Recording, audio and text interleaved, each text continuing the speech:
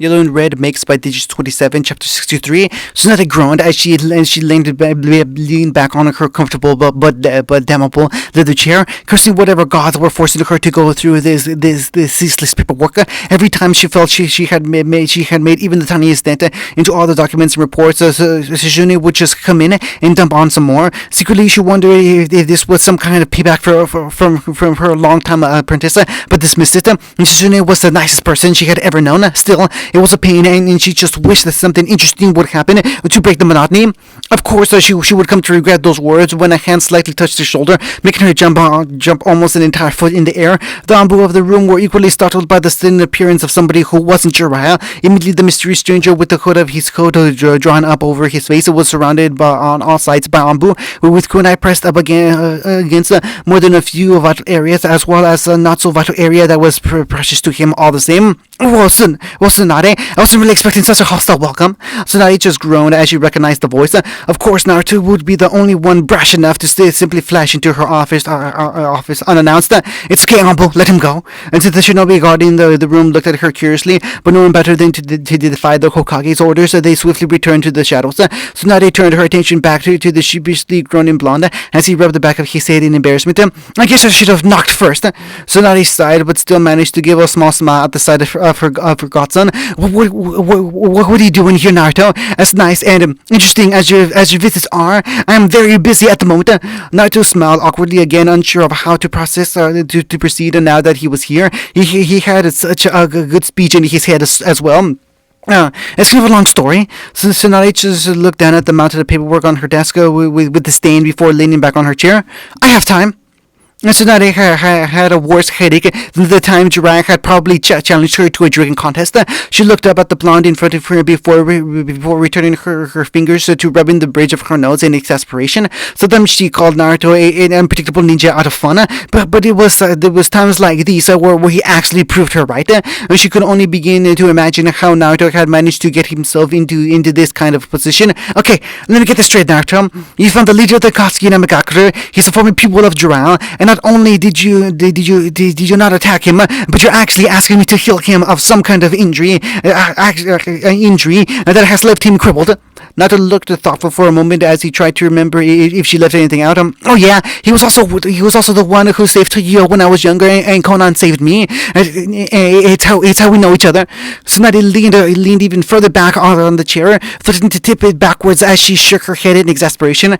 After a few seconds pause, as she mulled everything through in her head, she finally stood up, slipping on her coat. All right, let's get going. I want to make this quick if possible. Naruto gawked at her in surprise, wondering if it was this easy to convince a Sanin of anything. He was going to have to experiment with Jiraiya later, but for now he had to deal with the Ambu dropping down for the ceiling. Hokage-sama, we really must protest. You would be deep in enemy toward her and at their mercy unless Naruto can bring you back.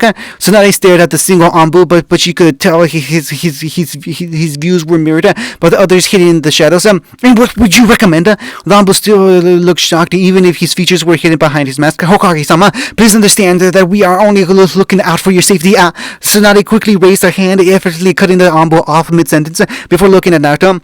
How are you planning on getting me to Namagakure?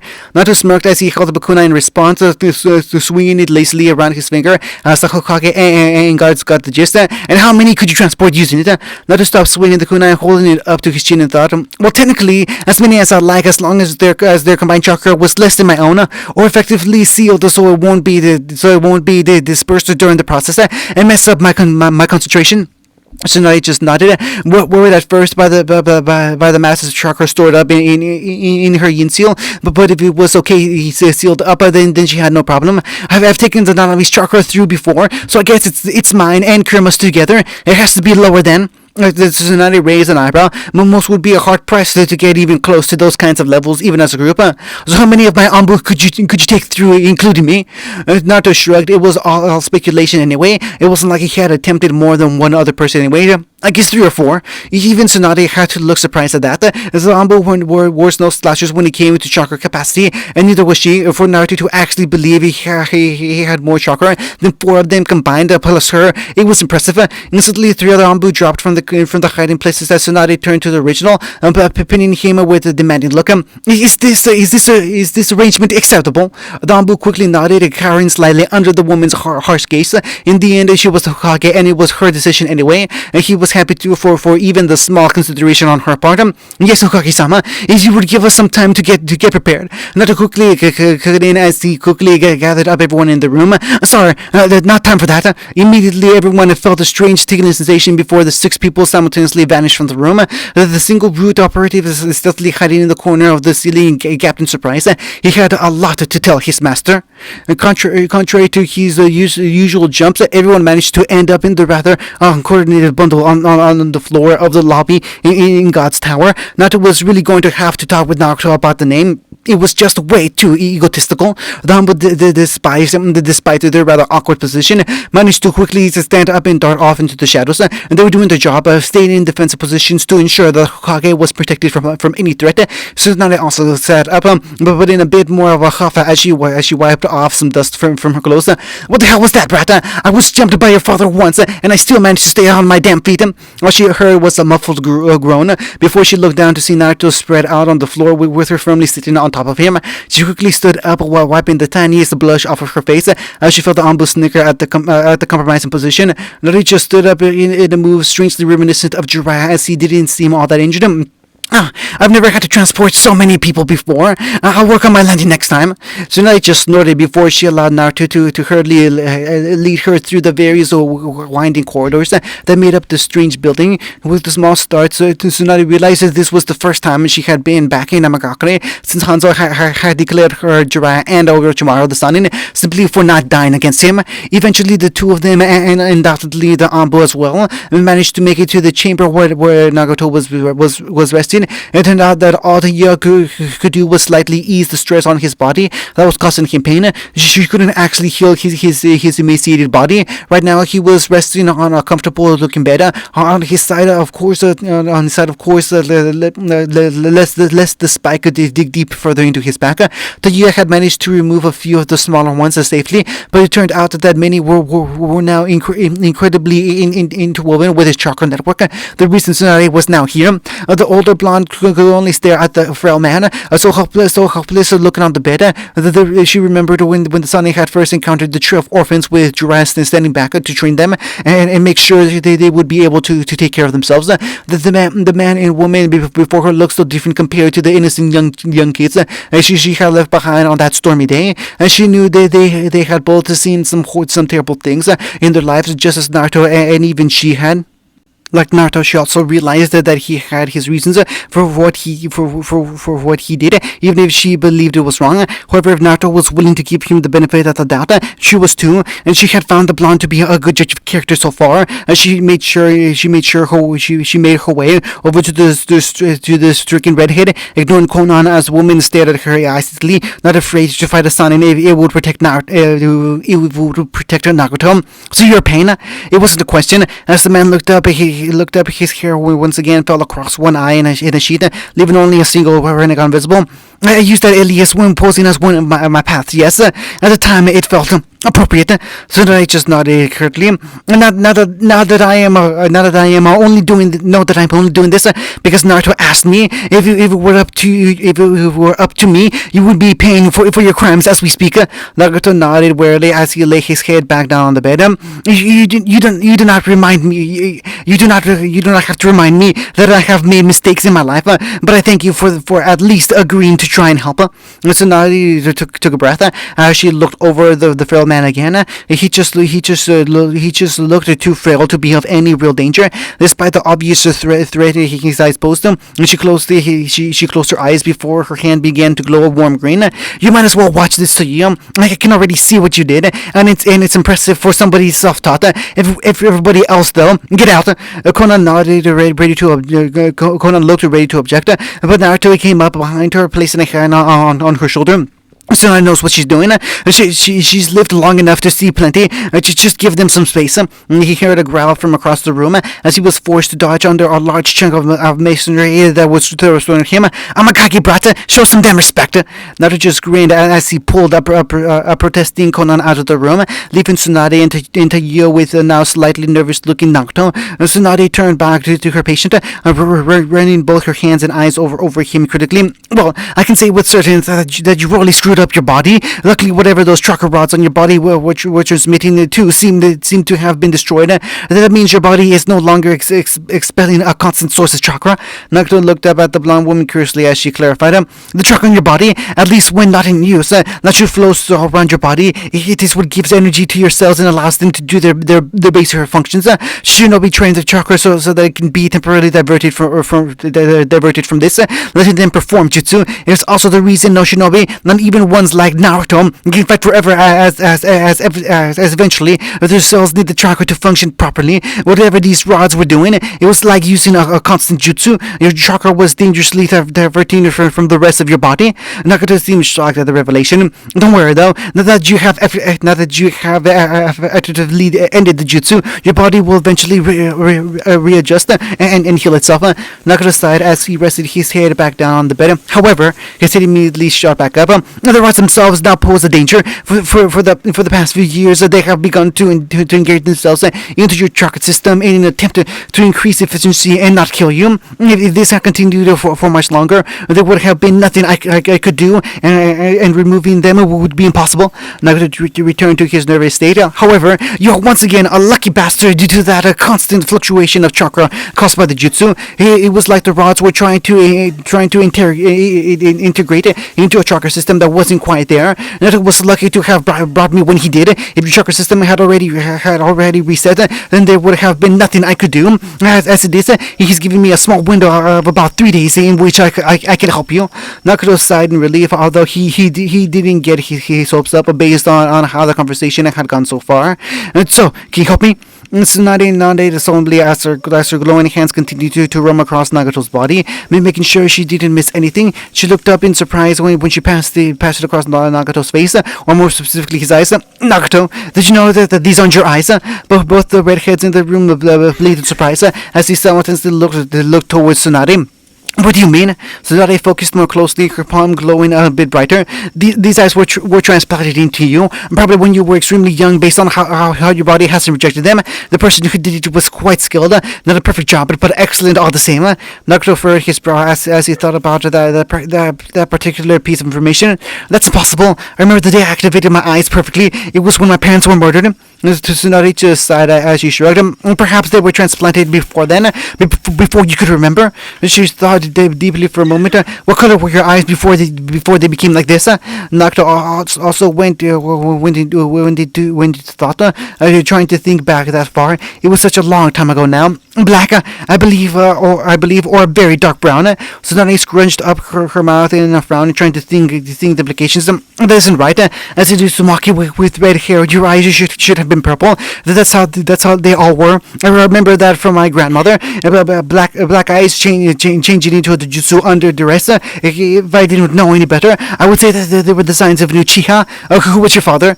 Nagato shook his head sadly. He didn't know much about his parents, only that his mother was a Uzumaki. I do not know. So they continued to frown, but she felt this conversation could at least wait. For now, she had to heal him. Alright, Taya, I hope you're ready because we're going to be in here for a while. I just hope you're a fast learner, and because my curve is pretty steep. Taya just nodded confidently before the two of them went to work. That was the last thing Nagato saw before he was put under a strange anesthetic. If the situation wasn't so serious, Naruto would have found it quite amusing to see somebody so stoic and emotionless actually pace and worry. Even so, he didn't say anything and continued to allow Konan to walk back and forth between the two ends of the room, even if it was a little annoying. The two of them had been waiting for over 2 hours for Tsunade to come back out with any kind of news, and even Naruto would be lying if he said he wasn't a little anxious.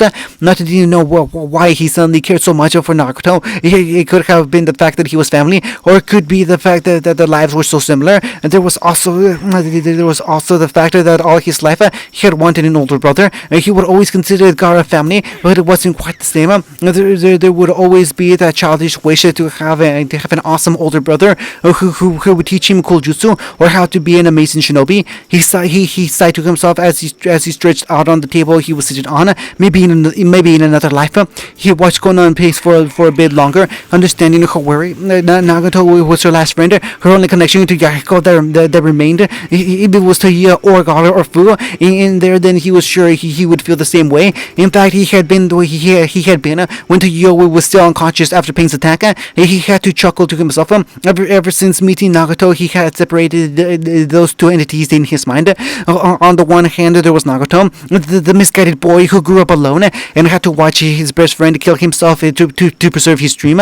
He could relate to Nagato, understand him, and forgive him. Then there was Pain, the cold, emotionless man who had tried to harm him and his precious people, destroyed his village, and attempted to kidnap the jerky. For some reason, Naruto couldn't put those two together in his mind. He figured it helped that the Pain in his mind was now dead. Finally, the two were brought out of their respective thoughts as Tsunade walked back in. Alright, he's stable, and I managed to remove all of the rods from his back. There was a brief scare when one of them acted up, and nearly shutting down his chakra system. But with the year's help, we pulled through. At that point, a very tired looking Taiyo emerged from the room, looking ready to drop to the floor. Naruto quickly made his way over, taking one of Taiyo's arms across his shoulder to keep the sleepy girl standing. Tsunade turned to Konan, looking at the woman critically as each stared at the other. He's going to be weak for a few weeks. He should not try anything strenuous like jutsu, she sighed as she looked back at Naruto, smiling at the image of him helping Taiyo walk around in her exhausted state. However, in a few days he should begin to gain mobility in his legs and arms. You should have him walk around carefully at first, but as long as he doesn't try anything stupid, he should be walking unaided in at least 2 weeks. Konan blinked in surprise, amazed at how easily Tsunade had done what nobody else could, and at how easily it sounded. He's really going to be able to walk again? Tsunade nodded with a small smile. It was best part of her job as a medic to deliver the good news of a successful operation. Konan seemed lost for the longest time. She had been the one caring for Nagato in his weakened state. She almost didn't know what to make of him returning to how things had been before.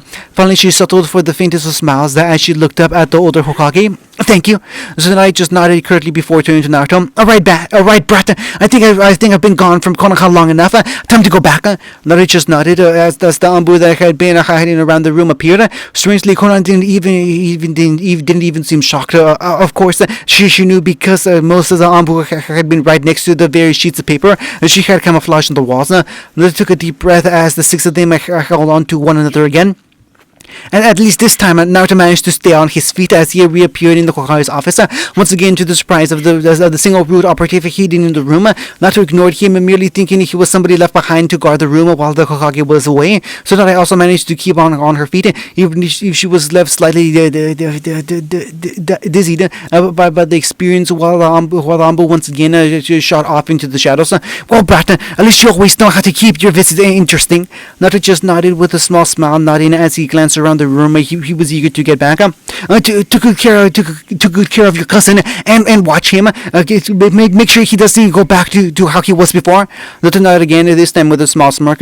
Hey, he's not just my cousin. Don't forget he's your family too. And with that, Naruto vanished without another word, leaving Tsunade slightly shocked with his last words. Upon considering, she realized that he was right. Her and Naruto were distantly related, not to the same degree as him and Naruto, who for all they knew were cousins. But still, she sighed with a smirk as she pulled out a bottle of sake from her desk. Always keeping it interesting. Of course, at that moment, Shizune burst into the room with a pile of paperwork half her height, earning a large groan from Tsunade as she slumped forward on the desk. Naruto, please come back. Naruto reappeared in Ame with a smirk. It was always fun to leave somebody speechless, even if he didn't get to see it. He made his way to the tower, at least knowing where he was going this time. As he made a beeline for the main chamber, he walked in only to see Naruto peacefully rested on the bed, the bronze in his back removed, and his skin having gained a more natural tone. In all, the older Uzumaki just seemed healthier. Naruto was happy. Now maybe he could finally stop living in the past and move forward with his life. He smiled at the scene before him. Before he spotted the calmly passed out on another bed, obviously exhausted from the extensive operation. He figured he would get the details from her later. For now, he walked over and sat down on the edge of the bed. He wasn't waiting for long before Konoha reemerged from the side corridor, walking in while looking down at documents with a critical eye. Ami may have been a smaller nation than the 5 major Shinobi villages, but they had their fair share of paperwork to deal with too. And she looked up at the blonde, and if she was surprised at his sudden reappearance, she didn't show it. At least she offered him a warm smile before setting the documents aside and walking over. I assume you two will be going back to Suna now. Not with a sad smile. Yeah, we could stay, but I feel we should let you and Doctor recover for a while. Plus, it's going to take a lot to convince Gaara that what I did wasn't completely idiotic. Conan raised a single eyebrow, looking at Naruto with amusement. Which it was. Naruto just chuckled and nodded cheerily. They could agree on that. Yeah, but it worked out for the best in the end. Konoha nodded with her own more controlled smile, and she looked over to where Naruto was resting. I haven't seen him rest so easily since Yakiko died. Naruto smiled as he took in the resting form of his cousin. Yeah, I guess it isn't too easy to sleep propped up in a big ass machine with so many spikes sticking out of your back. Konan shrugged. In truth, that was probably part of the reason. She turned back to Naruto with a sad smile. Remembered that this was the boy that they would have previously killed in order to attain the Biju he carried him. Thank you for everything, Naruto Uzumaki. The blonde just gave his signature grin. Consider us even.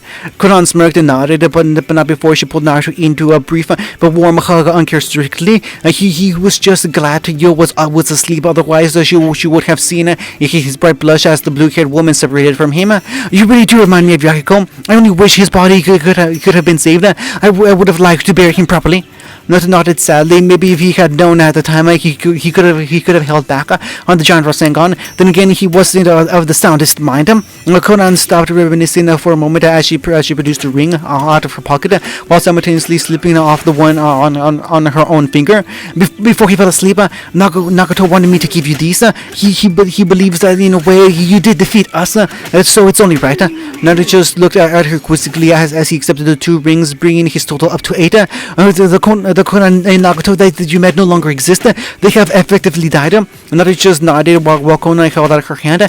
Paper from the room quickly flocked to it, unfolding and crumpling in front of him as it became a simple yet elegant bouquet of flowers. Give this to Yo when she wakes up. It's my thanks to her for everything she did for Nagato. Naruto nodded with a warm smile as she accepted the flowers, noting that they almost felt real in his hands. He quickly slipped on the 2 new rings, only leaving his 2 little fingers free. Setsu and his little fingers free for Setsu's and Orochimaru rings. I'll see you Nagato soon. Check up on you. Remember, if you go back to how you were before, I'll have to beat you myself. He said with a large grin as he hoisted you into his arms, resting the bouquet of paper flowers on her as he waved heartedly. I'll keep that in mind, Naruto. One last thing, beware of Tobi. He is more than he seems. He winked at her confidently before producing a single kunai out of nowhere and passing it over to her quickly. I'll be fine. If you ever need help, just throw it and I'll be there. Konan nodded with a small smile before both he and Tahir disappeared into thin air. Konan's eyes lingered for a while on the spot they had been standing before, drifting down to the kunai in her hands. It was a symbol of trust between them, one she would certainly not abuse. Not after he brought back Nagato to her, at least the way he used to be. She looked over to her friend fondly, vowing to do everything she could to speed up his recovery. As she moved over and sat down on his bed. Gar was idly flicking through some reports on how the repairs were going before a sudden sense of foreboding overcame him, like he was about to receive some shocking news. Right on cue, Naruto flashed into the room in a blur of yellow and red, asleep into in his arms and the 2 new rings on his hands. He bore a large cocky grin, a grin that Gaara knew would not bode well for him as he leaned forward in his chair. Well, Gaara, have I got some news for you? Naruto walked through the streets of Suna with Gaara by his side. They had taken to bed earlier after Naruto explained what she had been through. Gaara was still somewhat dumbfounded by it all, even if he knew that Naruto wouldn't lie about such things. He was walking with his fingers around the bridge of his nose in exasperation. If he could count on one thing, it would be the headache he got whenever Naruto had news for him. You do know what you did was completely idiotic, right? Naruto just sweat dropped, wondering if Gaara had a way to psychically listen to him over great distances. Yeah, but it worked out alright, didn't it? Gaara sighed as he lightly shook his head in disbelief. Or you just made our enemies stronger by removing a crippling handicap from him. Naruto blanched as he realized Gaara was right before he calmed himself, knowing that Naruto was not his enemy anymore. He had given Naruto his ring. That alone was a sign of trust between the two of them, even if it wasn't so. Konoha was holding one of his kunai, and there was a seal in the middle of their lobby. He could flash there anytime he liked him. You told me to avoid conflict. Gaara shook his head with a light smile. He should really just expect these things from Naruto now. Unnecessary conflict. That wasn't what I meant. If you came across an Akatsuki member, especially their leader. Naruto shrugged instantly as Gaara sighed into his hands. Hey, can't change the past? Gaara just nodded his head, accepting them. Yes, well, next time you see them, I would like to come as well, verifying their newfound allegiances myself. Naruto nodded happily. He hadn't expected Gaara to be so understanding about the whole situation. Not that he was unhappy about that fact. All right, so how's the village coming along? Gaara smiled, glad for the change in topic. As the two old friends walked around the village, catching up. Back in army, a single red-eyed appeared out of a hole in an orange mask as it stared down at the bed where a peaceful but vulnerable Nagato rested. It narrowed in irritation as Konan re-entered the room before the air around it began to warp and twist. Soon, all but the single red eye warped out of existence before it too vanished into thin air. How very irritating. End of chapter 63.